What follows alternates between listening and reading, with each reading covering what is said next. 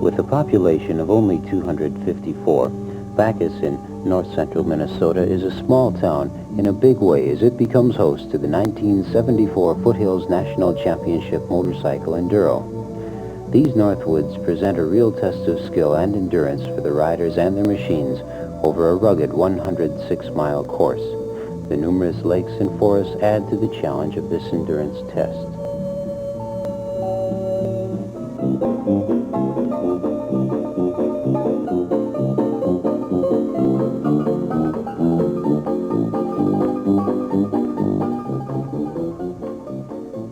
As early as 4 days before the Sunday event, people began to arrive from all over the Midwest and even as far as Florida.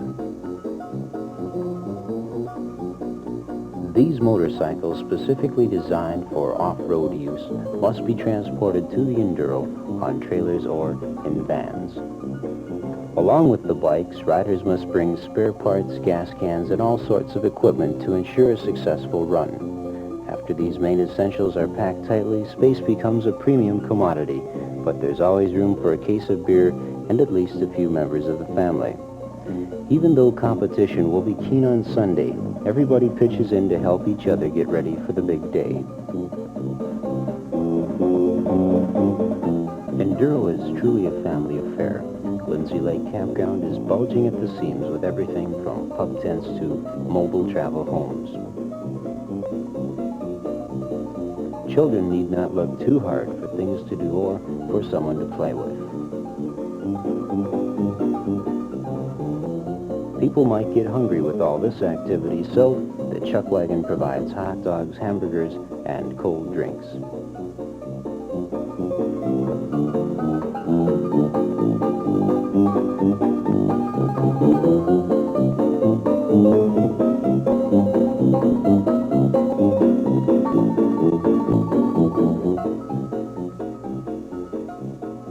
Looks like there might be a good old-fashioned fish fry tonight.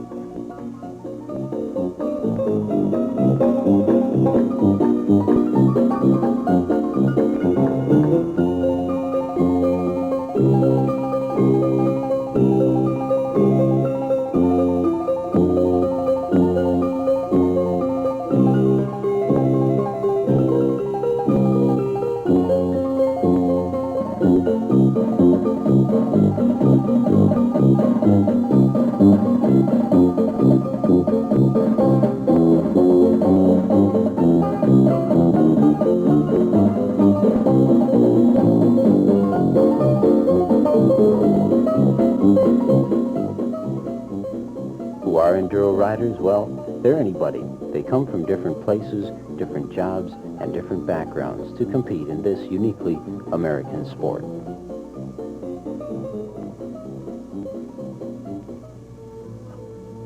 Organizing an Enduro takes months of planning and a great amount of physical labor. 3 weeks prior to the Enduro, club members begin marking trails.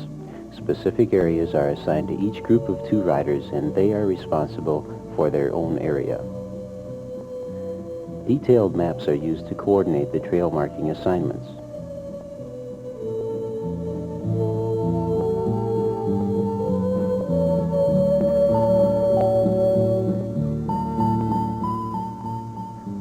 Hundreds of trail markers must be loaded on each motorcycle for the long job ahead.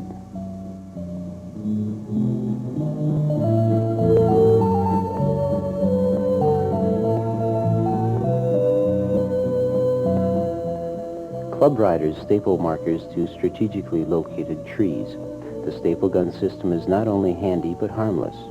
Thousands of markers are used throughout the course only to be taken down after the Enduro is over. It is important that club riders know the trail marking system and keep it uniform. When the Enduro riders are running the course, they have enough to do without trying to figure out which way to go.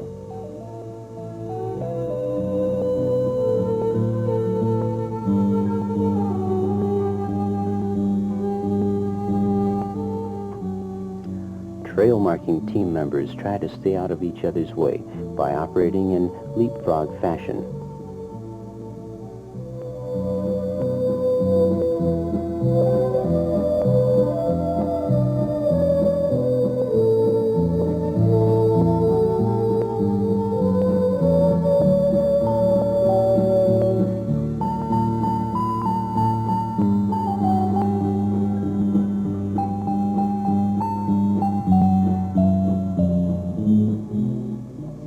This symbol indicates direction, left, right, or straight ahead. The X indicates danger, a W, wrong way. These clocks are designed to keep extremely accurate time. They're distributed to each checkpoint for keeping track of the rider's performances. The clocks are monitored daily for several days before the race to make certain they vary only the amount allowed by the American Motorcycle Association. The median clock is used as the master reference clock and is kept at the headquarters tent.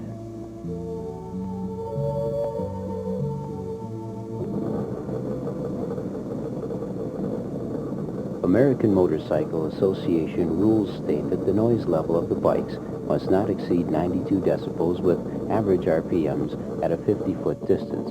Therefore, each bike is checked before the Enduro to make sure it's not in violation. Failure to pass this test results in disqualification.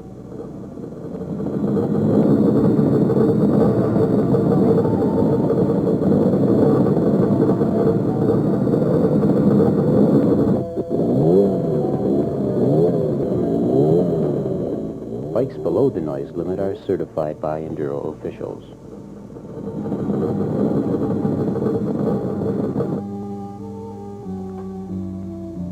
Scorecards with each entrance name are on display at the headquarters tent. Different classifications provide a fair chance for all the riders to do well in the standings.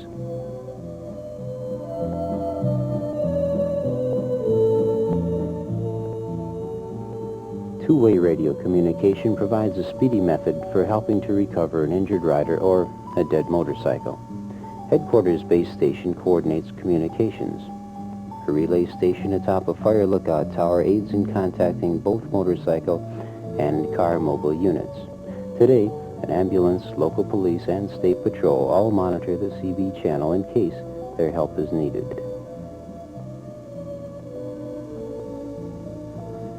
Everyone at the campground congregates at the headquarters tent Saturday evening for the riders' meeting. The Straight Arrow Club spokesman addresses the group and offers the official welcome. At the meeting, the rules of the Enduro are explained and clarified.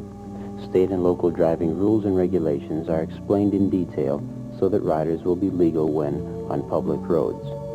The object of an Enduro is to get to each checkpoint as close to the correct time as possible. Ideally, this is done by maintaining an average speed which has been predetermined by the organizers. Once the rider gets behind, he or she must try to make it up. Not knowing where most checkpoints are located makes the whole process most competitive.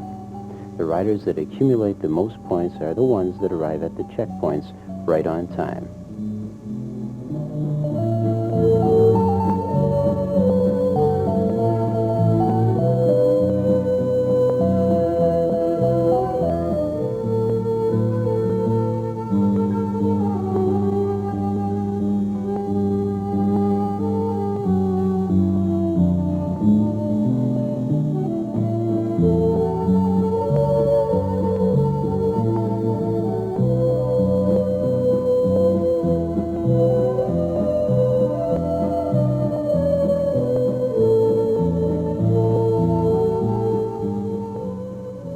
This rider, temporarily out of commission, is a real enthusiast, though he'll probably feel better by September 15th.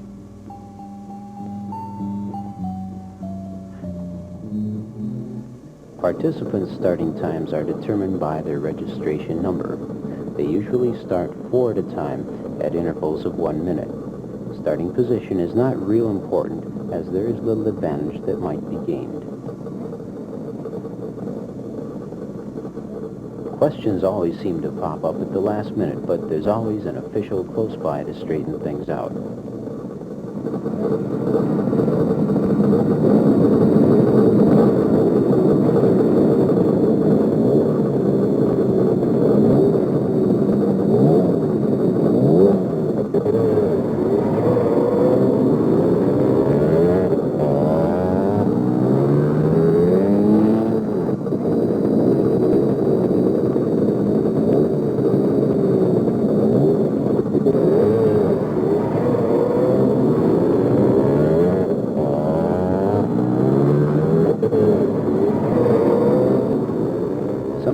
riders feel the police are a little too helpful.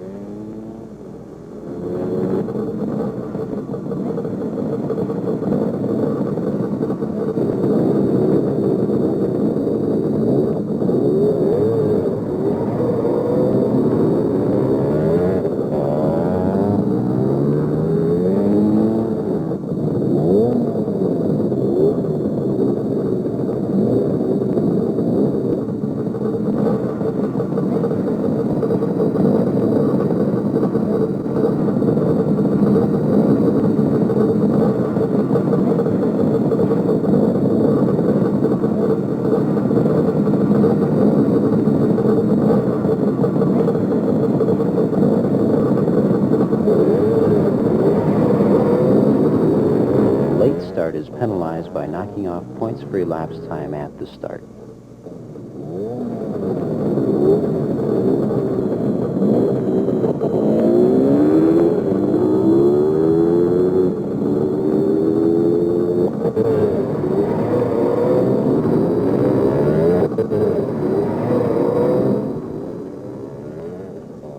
These beautiful multicolored machines might not look so sharp after 4 hours of running hard.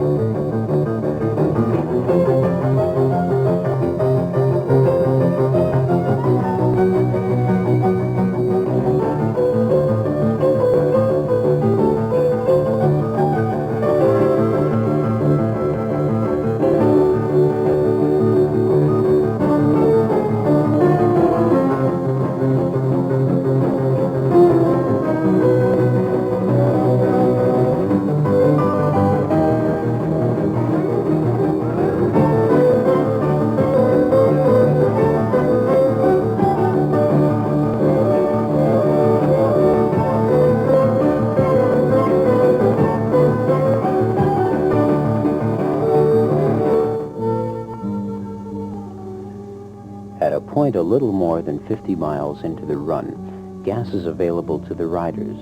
They've put their own can of gas on a trailer to be hauled out to this gas stop. Riders must look hard to find their own container, but those with foresight have marked them well. This brief opportunity to get off and stretch is a welcomed relief.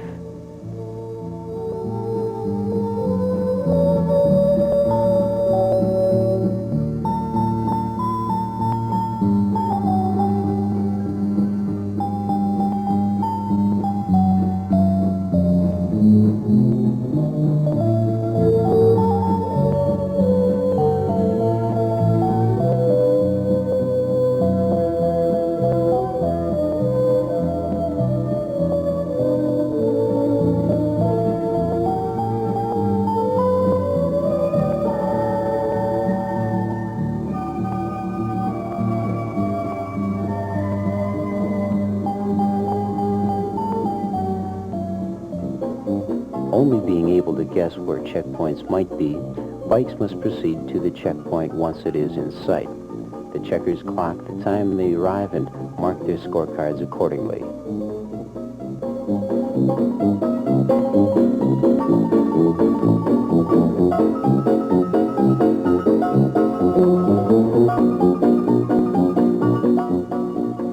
Keeping the checkpoint location secret keeps the fast rider from waiting it out before a check and the slow rider from looking for shortcuts to gain time.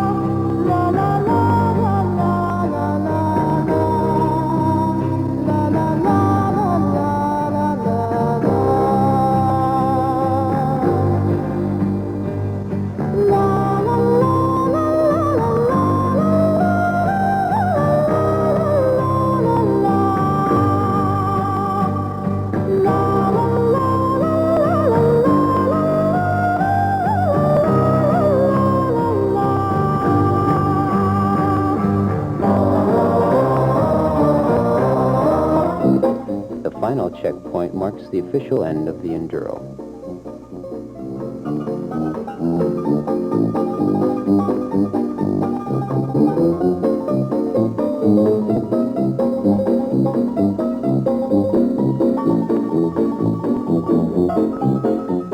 Key time is the time that the first riders to leave the start should arrive at the final check.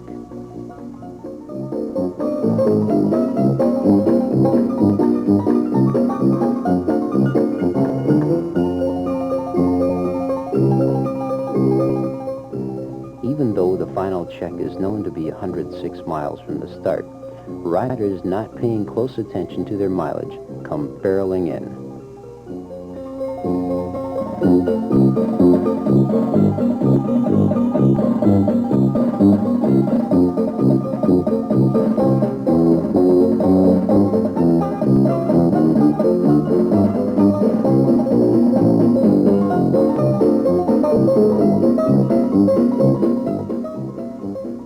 The shock of finishing makes some guys forget to stop before getting off.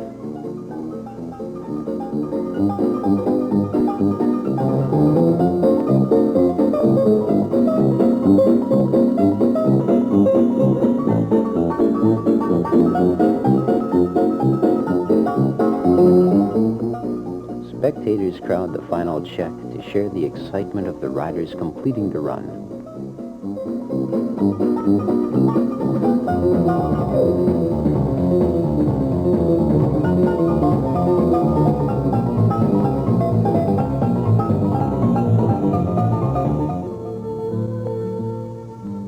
With the strain and tension of the Enduro behind them, riders relax with their friends to rehash the events of the day and to tell their own stories.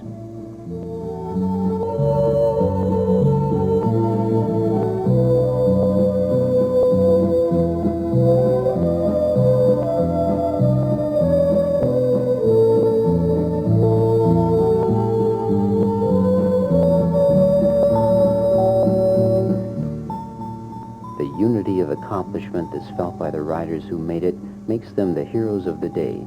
It's for this moment these winners have endured the battle of man and machine.